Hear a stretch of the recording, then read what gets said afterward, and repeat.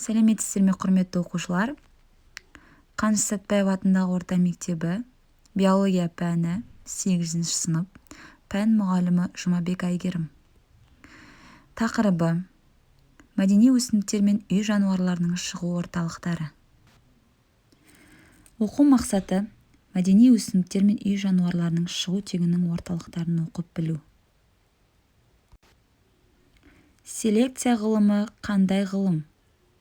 Николай Иванович Вавилов кім? Ол туралы не білесіңдер?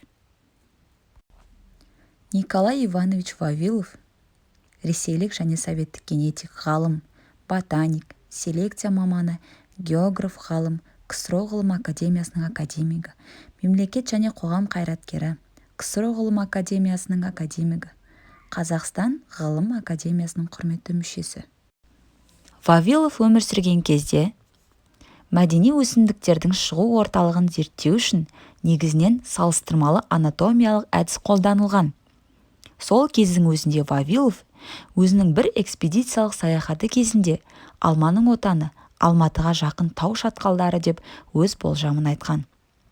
Қазіргі заманға америкалық генетик ғалымдар соңғы ДНК зерттеулерде алманың мәдени түрлерінің шыққан орталығы Қазақстанның Қырғызстанмен шекарасындағы сайлар екенін тапты. Николай Иванович Вавилов еңбегінің құндылығы: мәдени өсімдіктердің барлық географиялық аймақтарға бірдей таралмайтын және әр дақылдың өзінің шығу орталығы болатынын анықтауы. Вавилов зерттеу нәтижесінде қандай да болмасын өсімдік түрінің генетикалық жақын формалары көбірек таралған аймақ сол түрдің шығу орталығы болады деп тұжырымдады.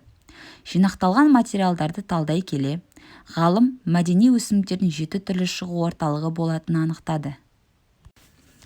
Яғни ол 7 орталыққа келетін болсақ: бірінші тропикалық оңтүстік Азия, екінші шығыс Азия, үшінші оңтүстік батыс Азия, төртінші жерорта теңізі, бесінші Абиссин, алтыншы орталық Америка, жетінші Анды, яғни оңтүстік Америка.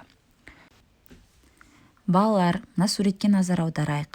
Мысалға, тропикалық оңтүстік Азияда күріш, қант қамысы және де көптеген жеміс-жидектер, көкөністер болады екен.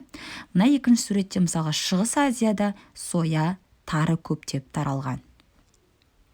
Оңтүстік батыс Азияда бидай, қара бидай көптеп таралса, келесі жерорта теңізінде биде, бүргүлді, жасымық көптеп таралған.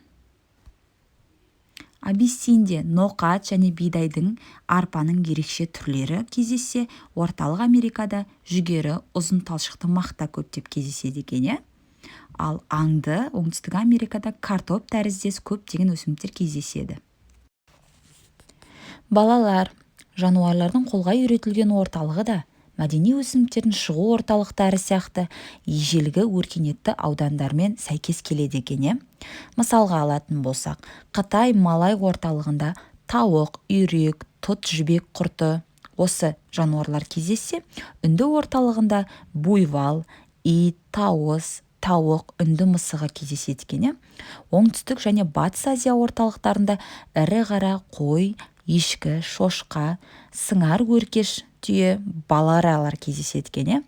Ал жерорта теңізінде ірі қара жылқы, қой, шошқа, үйрек, қоян кездеседі. Ал Африка орталығында түйе құс, мысыр тауығы, ит, есек, шошқа осы жануарлар кездессе, оңтүстік Америка орталығында лама, күрке тауық, теңіз шошқасы кездессе, орталық Азияда жылқы, түйе, ірі қара, ешкі, қойлар кездеседі екен.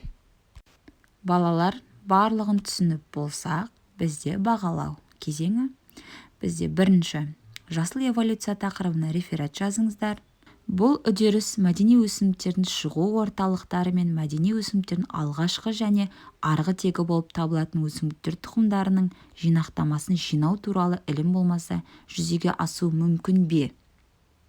Екінші, мәдени өсімдіктерді шығарудың адам өміріндегі және табиғаттағы маңызы қандай екенін бағалаңдар. Бізде үшінші, жануарларды қолға үйретудің адам өміріндегі және табиғаттағы маңызы қандай екенін бағалаңдар.